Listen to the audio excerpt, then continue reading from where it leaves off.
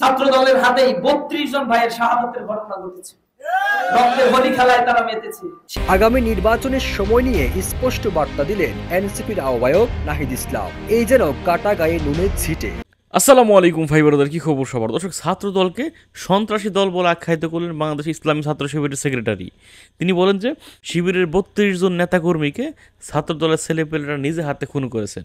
তো তিনি কি বলছেন আমাদের কাছে ভিডিও আমরা দেখাবো। দর্শক, নির্বাচনের স্পষ্ট তারিখ জানিয়ে দিলেন সমন্বয়ক নাহিদ ইসলাম। নির্বাচন কবে হতে যাচ্ছে তিনি এবার এটা নিয়ে মুখ খুললেন। তো আমাদের কাছে সেই ভিডিওটা আমরা দেখাবো। আগে চলুন দেখে শিবিরের সেক্রেটারি কি বললেন, এরপর আমরা নাহিদ ইসলামের ভিডিওটি দেখবো। 1991 থেকে 96 সাল পর্যন্ত এই 5 বছর 51 জন ভাই ইসলামী ছাত্র শিবিরে শাহাদাত বরণ করেছে।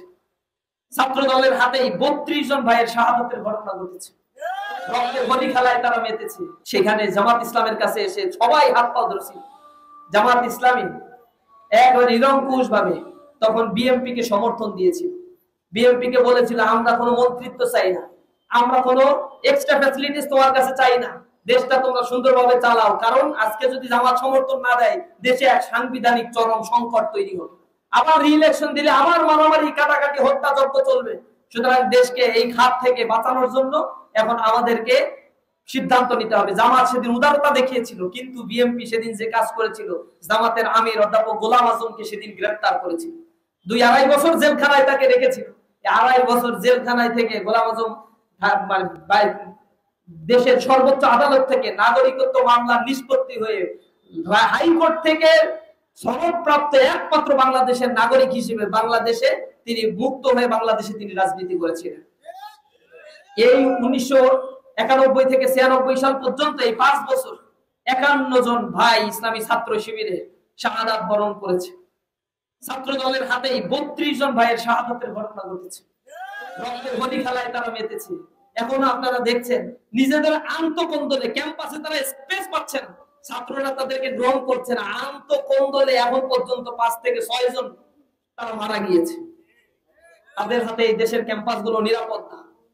দর্শক, আপনারা এখানে দেখতে পেলেন, এখানে শিবিরের সেক্রেটারি ছাত্র দলের উদ্দেশ্য করে অনেক কিছু বলে দেয়। দর্শক, আপনারা আপনাদের মূল্যবান মতামত লিখে যাবেন কমেন্টে। এইবার চলুন আমরা দেখে আসি সমন্বয়ক নাহিদ ইসলাম তিনি কি বল, নির্বাচন আসলে কবে হবে এই বিষয় নিয়ে গুরুত্বপূর্ণ তথ্য দিয়েছেন। চলুন আমরা সেই ভিডিওটি দেখে আসি। আগামী নির্বাচনের সময় নিয়ে স্পষ্ট বার্তা দিলেন এনসিপির আহ্বায়ক নাহিদ ইসলাম। এই যেন কাটা গায়ে নুনের ছিটে।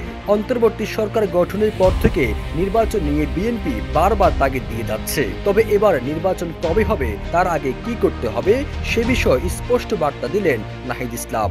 এক ফেসবুক পোস্টে তিনি বলেন, জুলাই ঘোষণাপত্র, জুলাই সনদ, স্থানীয় সরকার নির্বাচন ও গণপরিষদ নির্বাচন। হঠাৎ করে তার এমন পোস্ট নিয়ে নেটিজেনদের মধ্যে দেখা দিয়েছে মিশ্র প্রতিক্রিয়া। নাহিদ ইসলামের এমন পোস্টের পর দলটির আরেক নেতা সার্জিস আলম বলছেন, জাতীয় নির্বাচনের আগে ঢাকা সিটি কর্পোরেশন সহ সকল স্থানীয় নির্বাচন হোক, তাহলে ইশরাক হোসেনের মতো যোগ্য ব্যক্তিরা তুলনামূলক লেভেল প্লেইং ফিল্ডে প্রতিযোগিতা করে গ্রহণযোগ্যতা এবং জনপ্রিয়তার মাপকাঠিতে জনপ্রতিনিধি নির্বাচিত হবে। সামাজিক যোগাযোগ মাধ্যম ফেসবুকে দেওয়া এক পোস্টে সার্জিস বলেন, জাতীয় নির্বাচনের আগে স্থানীয় নির্বাচন হলে গুরুত্বপূর্ণ কিছু বিষয় জনগণ এবং দেশ উপকৃত হবে।